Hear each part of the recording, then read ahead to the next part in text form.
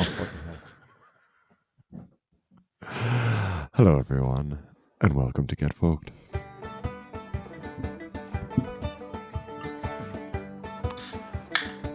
That information that we just discussed just before you decided to record, that information is not vetted and so should not be brought up in the podcast, Andy. I'm sorry, all the listeners. You're just going to have to deal with the secrecy level here. Me and Andy were talking about something and it's embarrassing. It's embarrassing Right. and it involves a growth. Got better. Hello, everyone, and welcome to Get Folked, casual listening podcast anchored in our love of folk music, but with enough slack on the line to bring you into our worlds. And that's literally where you're going to be, is in the world of Berlin, Limerick, and beyond this week. Literally, I use literally too much. I hate when I use literally. It's overused. It's been absolutely murdered, actually, by most people. I hate myself when I use it. Well, I do as well, but I hate you also. But you know what else is overused is legend. You're a legend. That's also overused. Legend. I don't know. Legend probably over in Ireland. It's not as common over here. What's German for legend? Well, I think the only things that are fresh right now, fresh. That's fresh without the. I don't know. Without the F. Without the F, fresh. It's fresh, man. Us fresh. Well, it's because I hang out with like 11 and 12-year-olds most days. It's oh hell seems to be a thing. Oh hell no. That seems to be a big thing that people are saying right now. Bro's been there. I think I talked about Bro before. Solid. Bro has been there. Yeah, but it's really like it's our like, hey man, how you getting on? I remember when Ireland, I was trying to come up with equivalent ones for people, and I remember skin being a thing around our area for a while. All right, skin, couple of skins. Skin being a person. Skin. But it didn't last. Yeah. It didn't stick around. But there's a few people still clinging to skin. The skin. I can think of one particular, one family in particular that used it a lot out near your way. There was that's right. That's what I'm thinking of. I say as well. So they like it, and it's nice to find something you like and use it. Just stick with it. Stick with it. Yeah. It's like me with a jumper or a pants. It's like there's no point in me buying another one. I like this one until holes start appearing. So welcome everybody. Sorry, go on, Andy. Sorry, I cut you off there. No, I just had one more thing, which is the 6-7 phenomena that I don't particularly want to get into, but I'm sure it's in Ireland as well. Because you can't, because you don't know. I don't know anything about it. I just hear people saying it. Yeah, it's not worth actually talking about it. So. Okay. The fact that I read somewhere, the fact that we're talking about it now means it's moved on. It's past it now. If we are talking about it, right, it's already past its sell-by date. As in our demographic. If our demographic is hearing about it, yeah, it means that it's already old. I accept that. But it certainly is hanging around. It's awkward in a school situation. It's a bit irritating because there's often times when I'm counting. I just went on a trip yesterday to go see a secondary school with the kids, and I count off the kids quite a bit to make sure I don't lose one. Seems responsible. Yes, but every time I count, they're all just. Now they all get really close because they want me to hear me say count 1, 2, 3, 4, 5, 6, 7, and then they're like, yeah. Right. Yes. Anyways. You're kind of trapped there. You're trapped by procedure, policies and procedure. Yeah. I could see them doing it today as well. Something happened today, and I saw that they were waiting for me to get it, so I intentionally didn't say 6 and 7, but they said it then themselves. So they said you can't escape it, but can't fight it either, because if they see you getting irritated by it, that just feeds it. It's like fuel to the flame. So best to best to overuse it myself, actually. I think we talked a few episodes back about word slay, and that seemed to irritate kids a lot when I use slay and just start throwing slay into all forms of communication and interaction. And that seems so. I think that's the best way, is to embrace these things. Much like when your young child starts making terrible poo jokes, meet them with her. Meet them with the poo jokes. Yeah, I don't know if I never seem to tire of that though. I never seem to tire of poo jokes. I can make a lot of them, and they are the fruit of your loins. So I can understand why they've got we're 40, 42, 43 odd, and we're still meeting up, and it ends up going down to shit jokes. Yeah, Yeah. But anyway, I mean, look, all good tactics. We'll give it a go. Welcome to the Get Fucked podcast, everybody. And yeah, you can. This is the 100th episode. Believe it or not, we 100 should have done more for this. In fact, I feel like we've done the least. Should have this, yeah. Which is true to form. I mean, they're not going to. There's some of these phonies that go out there and just, I'm going to put on a big show for the 100th. I mean, if this isn't good enough, then nothing is good enough. No, maybe that's right. We don't know. I think that's how all books were written and success stories. I think we should do our self-help book pretty soon after this. After we get through the 100th episode, 100 episodes and me.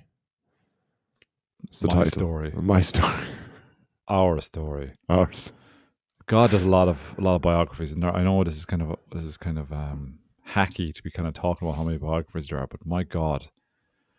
Rugby biographies. I mean, is there really? Oh Jesus, yeah. Is there more that needs to be written about rugby? Mm-hmm. Yeah. Really? I know some people love it. I'm not a sports person, so I'm probably the worst person to comment on this. But my God, every guy who's picked up a ball seems to be like, "Here's my story now." Yeah. Against all odds. By the boot of his laces. By the laces, by his jock strap, Do they wear jock straps under? I don't know what sport wears jock straps. Seems like American. It's an American thing. Probably American football. I can't tell why they would wear a jock strap. What do they do? What do you know what a jock strap does? It holds on a cup, does it? Is it kind of like a cup? I mean, if it's okay, what does a jock strap do? Would you believe me on jockstrap did that to me? It's a Father Ted reference. Jockstraps are primarily for sports and exercise, providing support and protection for the groin area, especially during vigorous activity. They're also used for medical reasons and by some for everyday wear as an alternative to underwear due to their comfort, support, and minimal coverage. That's a reason to wear them as an alternative to underwear because they're minimal coverage. Yeah. Jesus. I'm just looking at some images here. So you got a kind of full ass out, and then just basically a cup shape thing, and it's kind of like imagine a sumo wrestler. It's kind of that sumo wrestler kind of nappy type thing going on. Because it's kind of a gag in a lot of American movies. You get to see the guy wearing the jock strap from behind or whatever, and you can see most of his ass. And now I'm picturing a sumo wrestler with the same thing. That's that accurate? Yep. I would say. I think, isn't it like, I'm glad you brought up sumo wrestling because of all the sports, like, didn't Japan just really go its own way? Japan really just went, yeah, you guys, you're doing fine over there, but we've got our own shit that we are into. And I want to guess, what is the number one best-selling biography by a sumo wrestler? Now we're talking. I want to read that book. I want to read that. Hiroshima Nagasaki's fucking Tour of the Ring. Tour de Force. You need a good title though. Yeah. Ring of Fire. Belly flop. I don't know. Just like let's see.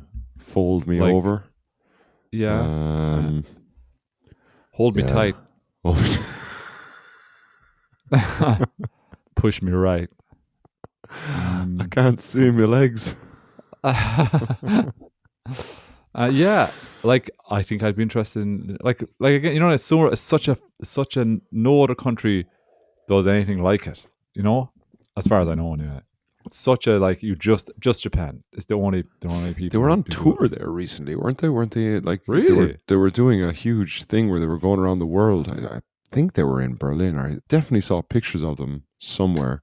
Just like these celebrity sumo wrestlers kind of just going around and doing kind of a world tour. The greatest sumo wrestlers in Japan kind of I don't know. Well, all the countries seem to be Yeah. kind of spreading their sports in different countries. NFL is kind of all over the place here in Berlin. Ireland as Probably well. Oh, well, Ireland Dublin. as well. Like, yeah, and everyone's going around like with like Chicago Bears hats and fucking just like, Yeah. what the fuck do you care? Like, this is so stupid. Going to People throw have the to be old, dealing with it. yeah, throw the old bull pigskin, bullskin, the bullskin, pigskin, throw the old pigskin around O'Connell Street. What? You bleeding? What? The pigskin? You don't want to catch the pigskin? Fuck off. Sumo wrestlers, another funny thing I've noticed with sumo wrestlers, how in a lot of documentaries I've seen, like, you know, the way if a lot of the information I get is through kind of documentary clips maybe that I've seen over the years about sumo wrestlers, or it'll be kind of maybe in movies where they like a scene might take place in a sumo wrestling thing, like, you know, lots they just randomly make their way into, I suppose they're so culturally iconic that they make a good backdrop for a scene in a movie, you know. I guess that's why. But in a lot of the times when the sumo wrestler scene makes its way to me, like, right, and I'm like looking at it, or we talking about a movie information. now, or are we talking about a whatever way a sumo wrestler, the sumo makes wrestler its world way to your eyes, makes its way to me, yeah, your and mind's I'm eye. kind of absorbing the information. There always seems to be there seems to be a lot of time this information accompanies it, and this is the information. Sumo wrestlers are actually considered to be very attractive to the opposite sex in Japan. Do you know what I'm talking about? Yeah, I can. They're at pains to say that, I think, a bit too often. Me think they doth protest too much.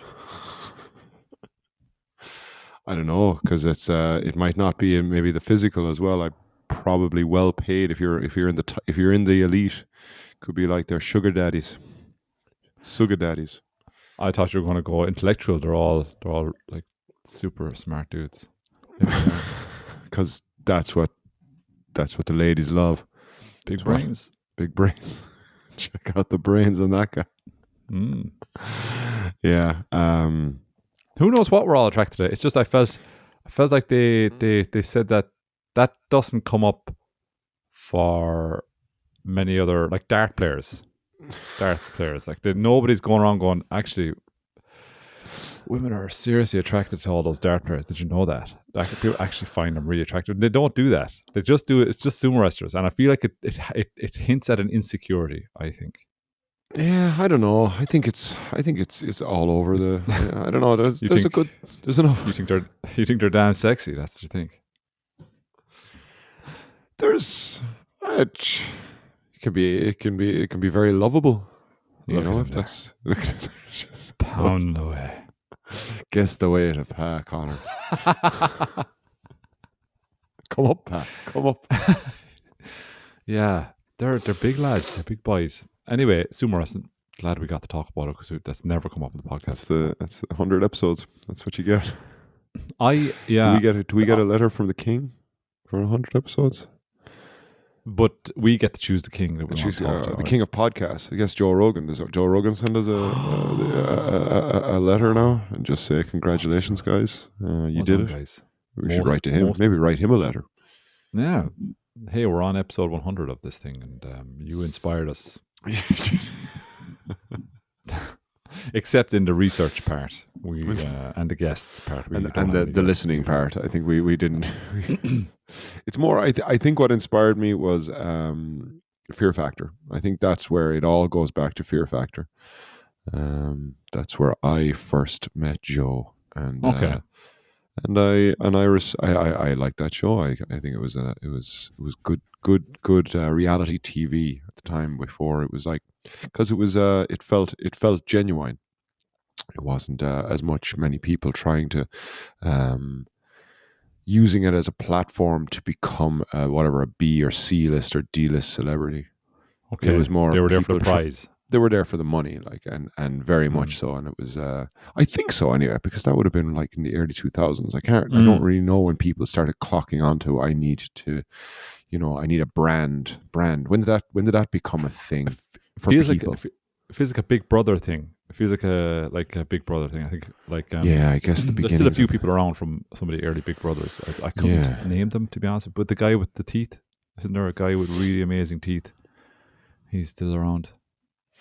I can't remember anything from early. I remember I was going out with someone and they were watching Big Brother. So I remember I got into 1 or 2 seasons of it just purely out of, was the right word, proxy. I was there by proxy. Yeah, I think And that's good. thanks, man. Thanks. I like to use some of these nice. What was the word? I can't think of it today. There was a word. It was a word in lessons today. Like there's many moments in class where I don't know a word, but thank fuck for the internet. Sorted teachers right out, and yeah, but I can't remember. I had to explain mind's eye today as well. If I see something in your mind's eye, it's just your imagination, isn't it? Your mind's eye. I would say so. Yeah, just Yeah. your mind's eye. It sounds more mystical than it actually is. It does, yeah.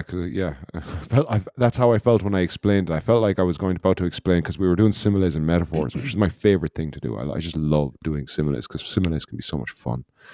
And You're going to have to asking for a friend. What's the difference between a simile and a metaphor again? I think the simile is the way. Now I've only done it today, and there's a bunch of kids. Okay. I went for, and again, I should have probably done more research on this with the older Okay. but I went simile was the one with like or as, and then a metaphor is the one that's just like he's a train wreck. He is like as in he is a train wreck. He's a mess, but he not a literal. He train runs wreck, right? like a train is the simile then, as in he's runs like a train. Right. I think. Oh, okay. God, I hope no parents listen to this. Well, I mean, episode 100, it was a good run, to be fair, you know. They said it shouldn't be done, but we did it. We continue to do it. And then they asked, why are you doing it? We said, we don't know why we're doing it. We just still asked. It feels like if we stop, we failed. But it feels like if we keep going, we're failing too. Something might happen. We're just throwing out the seeds. That's all we're doing. We're throwing out the seeds, waiting for the harvest to come in. Love fishing. Love to fish. We love fishing. You know, just gotta find the right bait. We fish with seeds. Maybe that's what we're doing wrong. Actually, the metaphor. That's a good metaphor for the podcast. We're fishing with seeds. Is it a meta? No, is that an analogy? We're fishing with seeds. Yeah. Is it a metaphor? Wrong. It's a bad way to do the fishing. Nets are empty. Oh man, yeah. But yeah. Waiting for that Forrest Gump movie moment where all the other ships get blown away by the storm, and then we're the only guys out there catching shrimp. Lieutenant Dan. Something happens to all the other podcasts. Yeah, I'm not saying it should. I'm just saying if it were to happen, we'd be perfectly willing to fill that space to provide everyone's podcast needs. We need the great wave, but we're high enough to miss it. Yeah, we're doing again, not to lean in too much to what I do on a day-to-day basis, but my class have to create civilizations at the moment. So like I told you, we were doing kind of ancient Rome, and I brought them from like 753, so the Romulus and Remus story, to 390 BC, which is test for you, Ed. I would say, is it the early Republic? Moved out or past the Republic. It's the first sacking of Rome by the Gauls. Oh, yeah. So I brought them to that period. So I told them, okay, so now the year is 753, and you have to create your own civilization, starting with your origin story. And one of the students did the Great Wave, which was a wave came and destroyed everything, but one man swam and saved 200 people by himself. And so he became their leader, and they named the civilization after him and something like that. I quite liked it. Cool. It was a nice one. There's other ones where it's just pure and utter like drivel and just like way too much like love and happiness. The people were unhappy, so they trying to get them to come up with a kind of an interesting creation story. It's even hard for me. It's hard for everyone. Like, but like whatever, 25 kids, you're kind of okay, not everyone's going to come up with a great opening story to how their thing, but it's like so many stories about there was people and they were unhappy where they living, so they built a house and then they built more houses and then they had more and then more people came because they had houses and they built more houses and then that's how they got a civilization. And he was really good at building, so they made him the king. And I kind of just they come up to me with these stories and I kind of just like, this is boring. This is This is boring, and you're boring. Okay.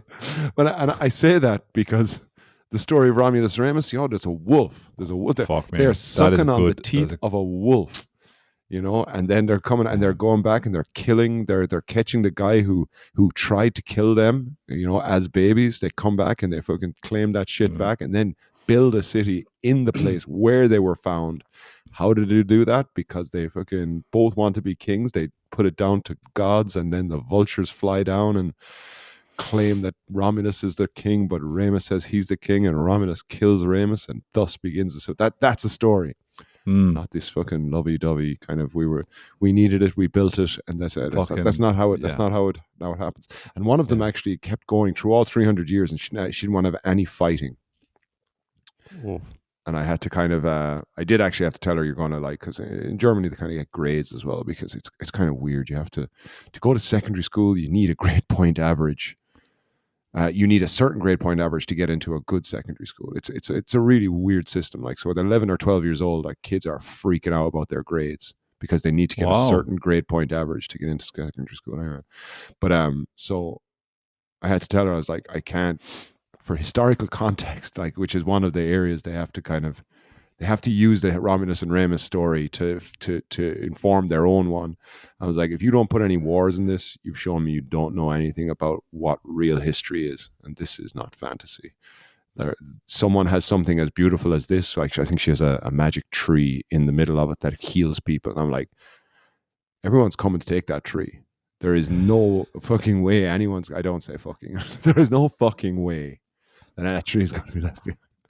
So I had to force her to go and make up some big wars to people going to attack. So yeah, it's kind of interesting. But you couldn't sorry, went off on a tangent there. No, you're cool. But you couldn't isn't it just the origin stories that civilizations come up with for themselves are really interesting as well. I mean that one about Rome, and just what does that say about them? I mean, it was just very strange. And then wasn't there always also this thing where they reckoned that they were the descendants of the Trojans? Yeah, well, that's where that they came from the Trojan War and traveled. Yeah, when they were on the run from Troy. Yeah. So and then I suppose they felt they had to. I don't know, but didn't they? And wasn't there? Were you telling me this about where they were having trouble with the population in the early days, and they had to go steal a load of women, and make them their wives? The abduction of the Sabines. I keep getting mixed up with the Sabine or the Saline women. I think it's the Sabine women. Yeah, I was telling you that because I had to kind of censor that story until the kids brought it, because obviously when you're telling a bunch of 11, so they came and they just they invited the story goes that Romulus knew that the population was dwindling, so he held a party with all the neighboring tribes, the Latins and the Sabines and the I have to think of another one more, Etruscans, and and while they were there, when they all arrived, they all drunk or filled up the men with beer and wine, and then took their women and told them to get the fuck out. And it became known. There's some very harrowing pictures of it actually done by artists over the years, thousands of years later. And it's called The Abduction of the Sabine Women. But of course the kids are very so they just went with them. It was like, yep. And then I think one girl kind of said, "Did they rape them?" And it's it's just oh. Yeah, and I was like, we don't like to label things here in ancient Rome. Okay, but abducted is just fine. Okay, they eventually, because then you have in the later years, because it's even hard because all of this, because I'm telling them these stories, but it feels like it's all happening within 10 minutes of each other. And Yeah. you can't get the sense that like they were abducted and they were like kept, and then they accepted their fate. And also at the time, it was kind of just what happened. It's like women were just thrown around the place and kind of, you're Mm. mine, you're mine.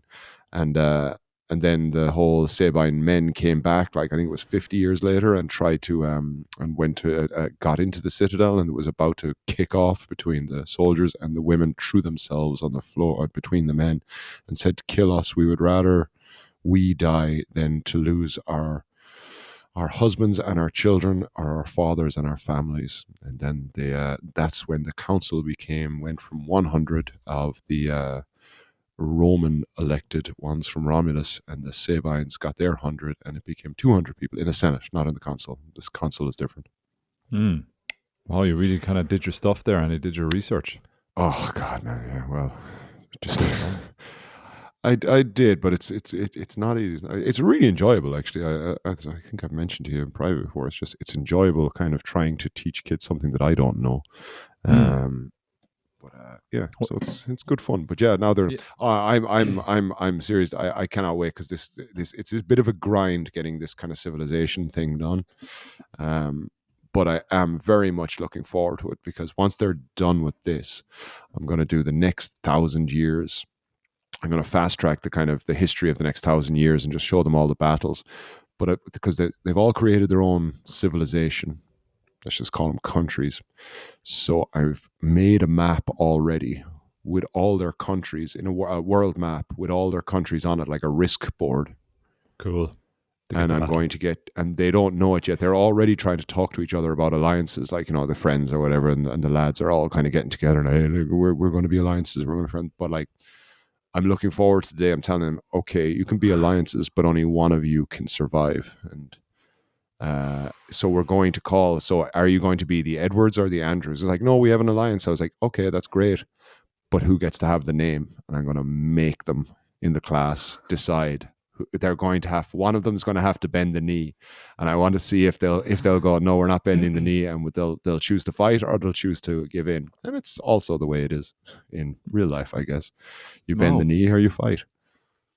You're pulling from Game of Thrones. You're pulling from like realpolitik kind of stuff. That's impressive, Andy. Let's see where you throw in a little bit of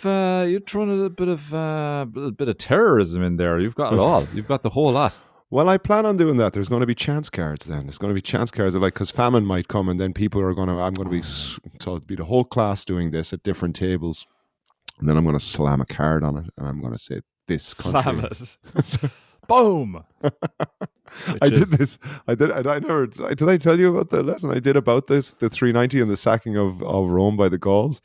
I did. So they all went back into the Capitoline Hill. Is that what they call it? The Capitoline, the capital, basically the main fort or whatever. So when the Gauls came, the Gauls got into Rome and sacked the whole place, but they couldn't get to this place because it was surrounded by kind of a mountain, and that's where the Romans hid. And so we were also doing diary entries in English. So I was like, okay, I want you all to, you are now, the Gauls have attacked. You are trapped inside of the Capitoline, inside in the capital. You can hear them outside. Write a diary entry of how you're feeling right now, how it's everything going, explaining what's happened. So it was as simple as that, so it wasn't right. But I found the most intense war drum music on YouTube, and I put it up full blast in the room. I gave them 10 minutes to write this, and I kept going up behind each of the kids and just going, ah! That was a great laugh. It was just like, they were so, I don't think I traumatized anyone too badly, but it was, I have to get the kicks out of my day the best ways I can. That's what it sounds like you're doing it. That was where the Gauls, they put the swords on the scales and said, "Woe to the vanquished." Like yes, exactly. Vea Victus or something like that. Yeah. I won't quibble with you over the pronunciation of whatever the fuck language that was. Oh no! Well, I was actually speaking to an Italian, because the first the last king ever of Rome was a guy called Tarquinius Superbus. If we are to say phonetically, Tarquinius Superbus. But when I was talking to an Italian friend, I was like, "Do you know about this?" And he's like, "Yeah, we have to study all this stuff when we're in school." And I was like, "But it's Tarquinius Superbo." but I was just calling him Superbus. Superbus. And all my kids are just going around saying this, like murdering the beautiful Italian language. Tarquinia Superbus up the road there. You should do you know, like you're going to end up maybe with like one kid ruling over a load of other kids, and that would be a good way of then, like, you know, the way like empires are formed that way, and then there's also internal strife within the empire for you know, like that would be, and like how they have to kind of navigate. So that's that's kind of the plan, is that as soon as one guy can dominate enough, then I can start sowing seeds of like, you can get out of this. If it, like, I can almost be the is it the little finger, if we want to stick with Game of Thrones, like where I can, you know, there is opportunity is arising. Do you wish to take it?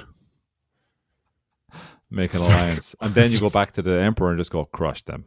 Crush them. This, Andy, keep me posted on how this goes. This is good stuff.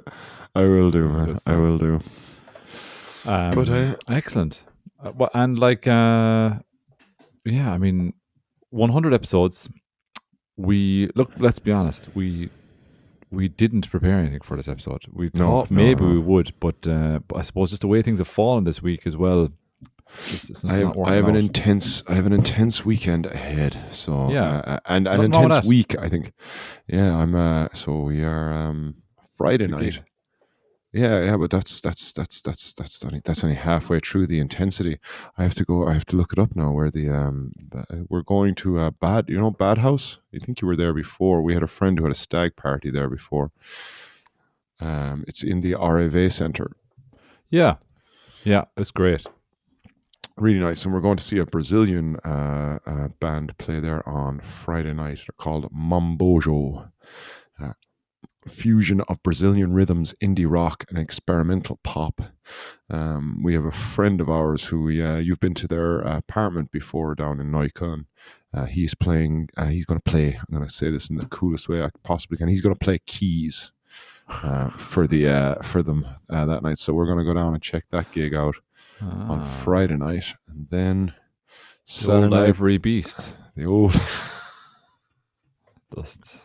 I just had to get my speak in there. Absolutely, man. This is. I believe that's a metaphor. The Ivory Beast might be. It's playing like an ivory beast. That's similar. I think so. All right. I wish at the beginning of this. We've gone too far with it now to look up if it's the right or wrong one. You'd look weak. If you did. Yes. Project Vea strength. Victus. Whoa, to the conquered. Whoa there. And then Saturday night, going to a house where they're going to be a vinyl party. I don't know if it's a vinyl. I don't. Yeah, so going to be just going to a party. Really, it's exactly like a pillow fight party, except just with vinyls. Everyone's just smashing vinyls over to us. Oh, they're flying through the air like it's literally just cut. There's going to be just blood everywhere. So Sunday is the ER. And Sunday is the ER, and Sunday evening then is our wonderful gig in Posh Teckle that I'm looking forward to, where we will be breaking out your one of your newest, not that new anymore, almost probably, if I look up the date, probably over a year old. But, the ballads. So we're hopefully going to have. I was trying to try and get clips for this of your original that you sent to us, but because it's an MP3 file, this Zencastr don't like it. Or no, whatever. No, not Zencastr. The editing software I use doesn't like MP3s, which is unfortunate. So I don't have anything. But so we met up on Wednesday. Is that yesterday? Yeah, yesterday. And so we had a run through, and we have a draft of Millie and Kevin for you to listen to. But we're gonna record it live in the concert and bring it back for the next session. Cool! So, I can't wait to hear it. So it's Sunday night in Posh Teckle. We'll be joined by Lola. They actually did a lovely Instagram post of it. I don't know if you're on Instagram, but if you find. We are, of course, because we're professionals and we need to be on Instagram just to connect with the people. But the person that is playing with us, I have her handle here. If I just wait for this, where are we? I had to use a pseudonym for the main singer. The main singer is Gilberto. He plays with Il Pizzicati, who I think I mentioned last week. They played. They've played on Paddy's Day with us. They played like twice with us, and he's going to play with us again. But he's not playing with his usual band. He's playing with this lady called Lola. Okay. I can't find where would it be? I'm trying to think where oh no, it's in a fucking. Give me a second there now. I find it. I know this is annoying, but no, it's all very good. You've got a jam-packed weekend, man. That's really Lola Ganga Eleonora is her handle at lola.ganga.eleonora. And she's gonna be singing along with Gilberto. But when I advertised it in Folkberg, which is around 600 members, I had to give him a pseudonym, so I called him Gianbarto. I think that was pretty. What do you mean you had to? I believe I'm assuming since they're all Italian, they're not going to be listening to the podcast. Otherwise, I'm just outing him very much. But I think he was worried about them. He'd be band cheating on them. So yeah, I had to use a pseudonym for him, and then talk about him in a podcast. Yeah, I'm going to downplay that now. And I am so confident that none of them listen to this podcast. I am so confident that so many people don't listen to this podcast. Like, I am confidence is through the roof. Cocksure. But maybe it will get popular and people will listen back. It will. Yeah, there's going to be. It'll be nice. It'll be so Sunday night in Posh Teckle at 8:00 we're playing, and so that's Sunday night. Then Monday, something else is happening. I can't remember. Yeah, it's just a lot of shit happening next week and this week. But after I get through next Wednesday, I think I'm sorted. And then I'm back to Ireland the following weekend, and maybe we might meet up for a bit of music. Who knows? Yeah. Well, we'll certainly meet up for sure. Yeah. And that'll be fun. And like you're very much into Christmas territory there now. You know, like after this weekend is over, I feel like I feel like it's fair game. You know, I just accept all the Christmas stuff because I like Christmas, and you know what I mean. But it will very much be. I've had the Christmas tree out in the balcony for the last 5 days. Demusting. Does cold weather and rain get rid of must smell? I don't know. I have never seen a product advertised to do the same as rain and cold to get rid of must. You know what I mean? Like, there's nothing that says we can replicate rain and cold perfectly to get rid of all your must smells. I feel like they might have done. But since you can't monetize that either, they're not going to tell you. Well, as an alternative to actually leaving your speeding stuff out up in the rain. process. Yeah, okay. Yeah. You know, get that lovely rain and cold feeling in your musty old socks. With this simple one spray. And your very badly constructed plastic Christmas tree.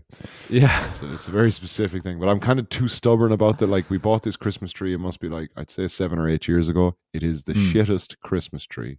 It's so shit. It's so much of the little fake plastic leaves are falling off every year that it's starting to become just a metal frame. Which is kind of I'm excited about. That I kind of want this to be my Christmas tree now. The pointy, eye poker. Exactly. Just has like these straight spindly fingers sticking out of it, and it's just it's like the Nightmare Before Christmas kind of thing. It would look exactly. Yeah. So anyways, I enjoy Christmas as well. We have the tree out ready to go on the first.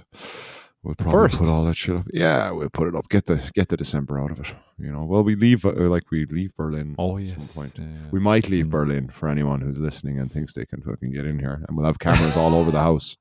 So not the Italians. You're not worried about them, obviously, but anyone else.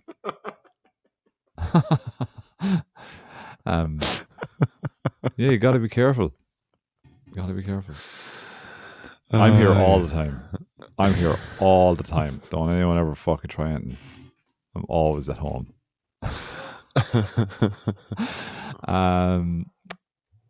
Doorbell cams, also a thing that a lot of people have now as well. Have you seen these? I have seen, I've seen little videos of them.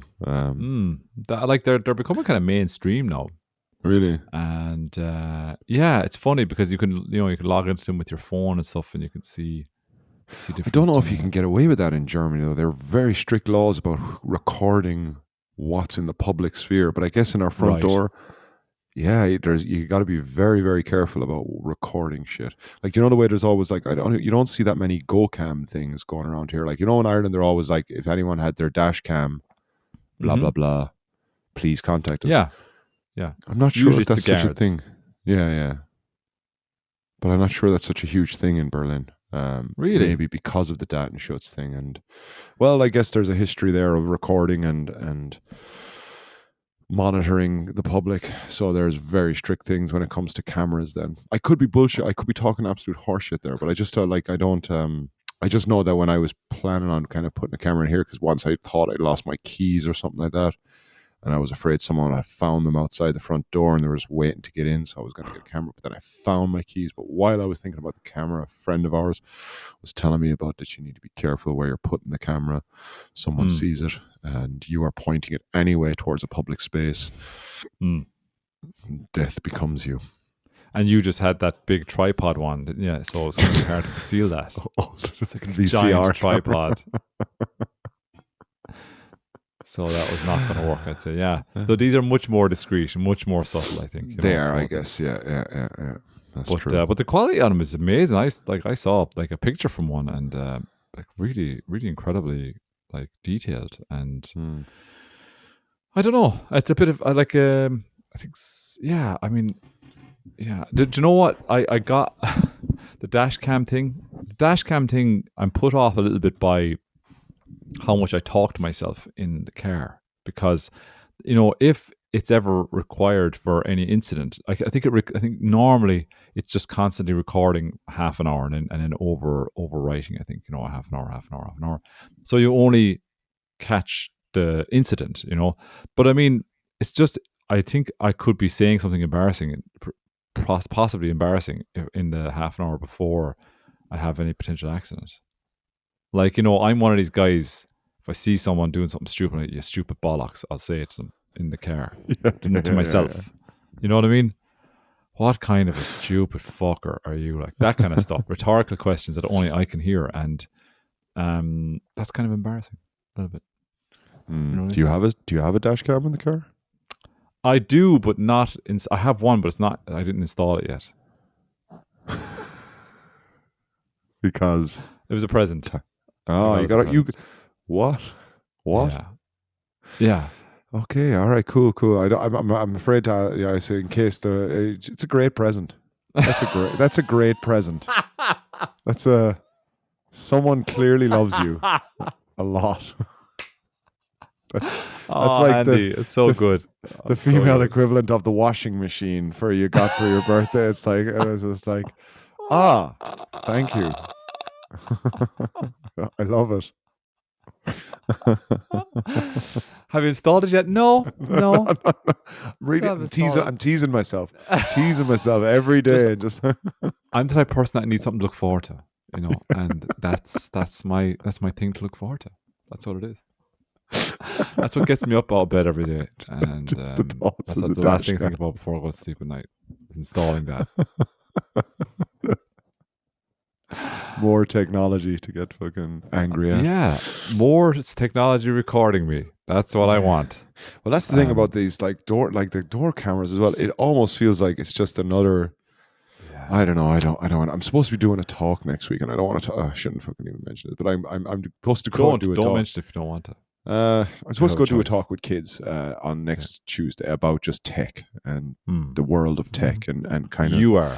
Yeah, I am. I said I would do it. I've been promising I'd do it for ages, and I kind of like, Okay. and it's something I do feel strongly about, like the influence of tech on kids and this whole kind of movement to stop kind of kids having phones. I guess is the first thing, until they're a certain age, and then kind of the monitoring of kind of just the way companies are bombarding everyone with kind of, you need this, making you feel shit about yourself so you'll whatever buy into stuff, or influencers and all the shit that you'd kind of hope the next generation are you hope that kind of like that we were the ones that kind of suffered. Or it wasn't even us, it was probably the generation after us that's really suffered, but we were kind of there at the At the very beginnings of start. I I was there, Gandalf. yeah, I was so there like, in the beginning. I don't know We if like should have gotten them to throw the fucking ring into, you know what I mean? I don't know how we would have done that though. Like, Metaphor. what would that look like? Just like we would have had to cut the cables down on the fucking bottom of the Atlantic Ocean. That's the equivalent, I think, of just like trying Destroy to it! stop the juggernaut. Destroy it! If anyone, that's a Lord of the Rings reference, everybody, just so you know. Beautiful. But the point I was getting, so not that I'm going in, but cameras on doors just feels like another thing to somehow detach yourself, make yourself feel safe, but actually make yourself feel more scared, if you know what I mean. As in, we weren't scared for our kids. We weren't really scared for our kids until we could follow exactly where they went on a phone. And now we give them a phone to feel more secure, but we're actually more freaked out, in my opinion. So like, and it's the same with kind of everything else, this additional thing of security. Oh, I can see the people that are at my front door. It's like the world, okay, I know there's shit going on, but like it hasn't been safer than this as well. In like, so I don't know. Do you know what annoys me? Do you know what annoys me about it? Good. We're it grinds our gears section. Nice. Yeah, like I hate the fact that fucking companies can't just have it be a simple transaction between you and them anymore. And it's like, okay, you're going to make the thing and I'm going to buy the thing and that's it. And I'm going to use the thing then. No, they have to have it where it's like the camera is obviously it's wireless. So it's going to go through your router and it has to be logged into our server. And we get to have, whatever over the images and all this. We have, the images we can use the images as well. All this kind of shit. And as well, there was like an indoor Hoover thing that was going around. And it came out, it's mapping your house, and the maps of the houses are somehow used by companies to sell stuff to advertisers. It's always this other layer of fucking selling what you consider private information to somebody else just because you want their product. Like, and it's like, can you just leave me alone? Just leave me alone. If I want to have a camera, I want to have a camera. That doesn't mean I want you to be selling the stuff I'm saying to somebody else to train their AI bot. Okay, it's not what I want. Yeah. So that's it. That's grumpy old men. Yeah, that's what we are but now. I think we kind of. That's maybe why the dash cam stays in the box so long. It's because that's what lies ahead for you is the having to kind of not sell your soul, but certainly lease it out. Nothing to do with the fact that I don't know how to install it. That's absolutely not it. And it's nothing to do with the fact that it's such a brilliant present. You don't want to break it because it's a brilliant present. It's an absolutely brilliant. And I think I'm just intimidated by how good it is. I think that's also the problem. Everyone's wish list. Dash cam. I wish I had another one. That's how good it is. It's still on my wish list. That's how good a gift it is. Well, one isn't enough. Google glasses. Did Google glasses? Did they ever take off? Did anyone ever? Here's another fucking thing. Who in their right mind thinks that we need glasses with cameras in them? I mean, who the fuck is the psycho? I was somewhere recently when there was a person there who was using their kind of glasses, and like it was very recently. I remember seeing it going.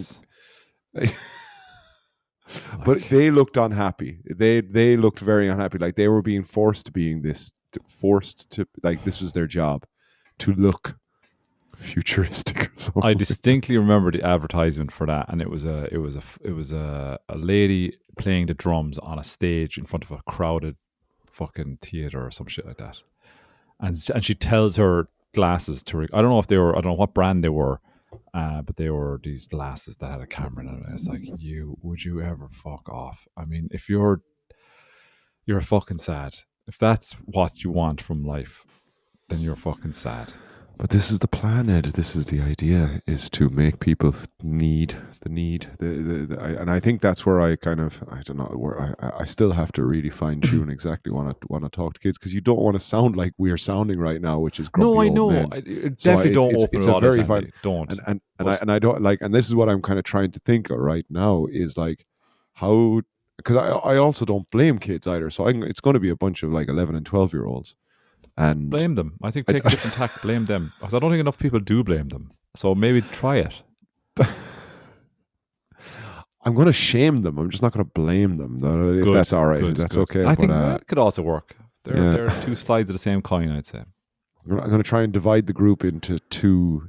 I'm going to give them, right now my plan is to divide the group into two sections. Do you want to talk about gaming or social media? And I feel like that'll split the room, because already I'm probably going to have a strong demographic of the boys going for gaming and the girls talk about social media.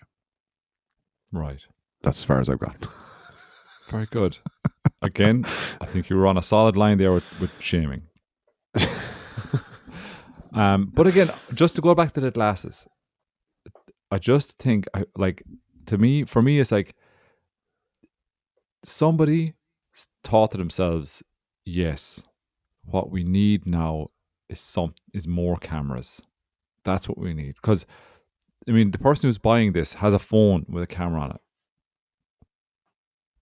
But no, let's give them glasses with a camera on it. But isn't the smartwatch just a short skip and a jump in between all of that? Yeah.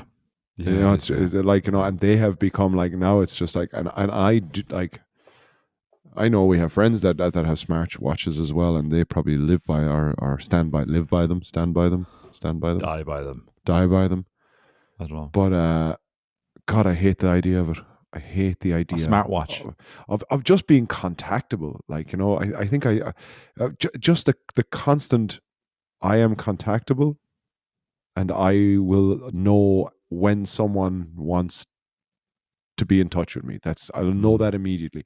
Like, I think you and I have very similar approaches to our phones, which is like, we just don't get back to people for long periods of time. Yes. And we assume that they do not hold it against us. Don't hold it against us.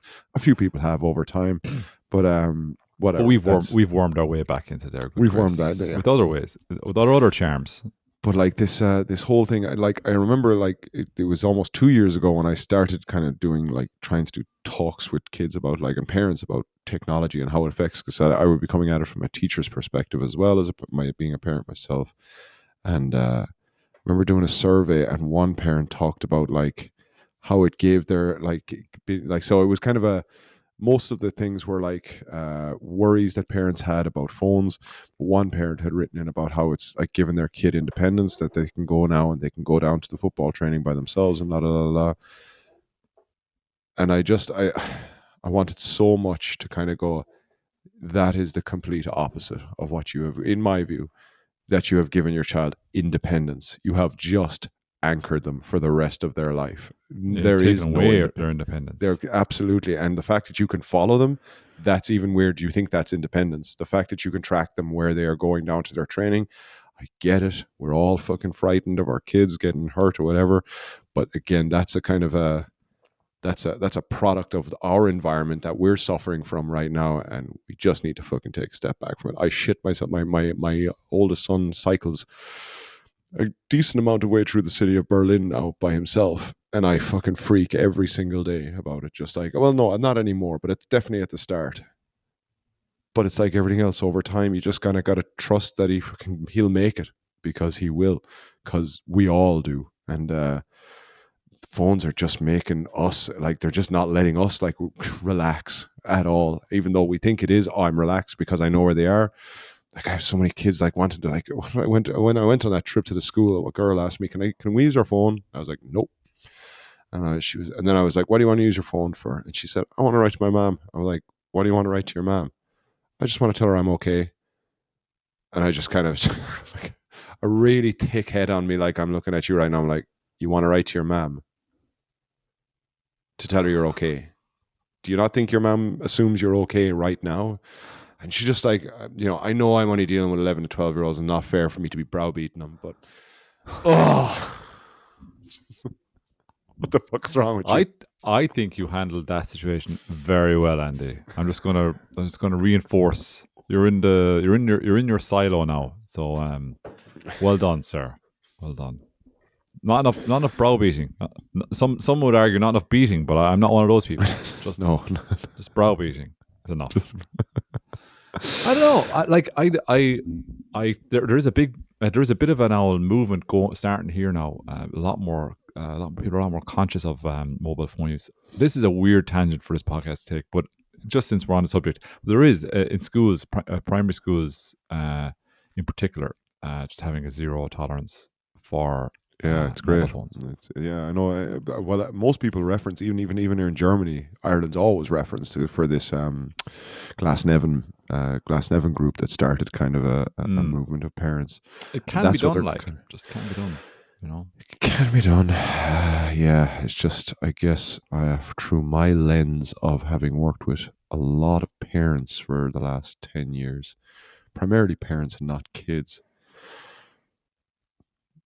I don't know if the critical mass, there's too much convenience. I don't know. No, I'm going to stop. 3 minutes left. I don't know. I can certainly destroy my life in 3 minutes. I'm not going to make it any better.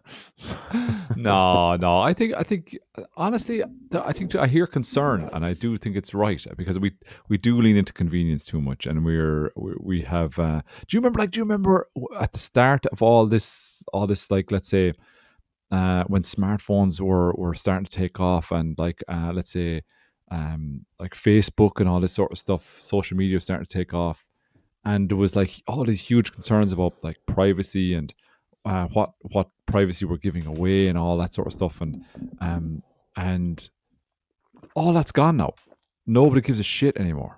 Nobody cares. Like, and it seems so naive of us to look back on that now and go, and for us to have ever thought that Facebook itself, what we were using, was the product. For us to have thought that at any time, which we did.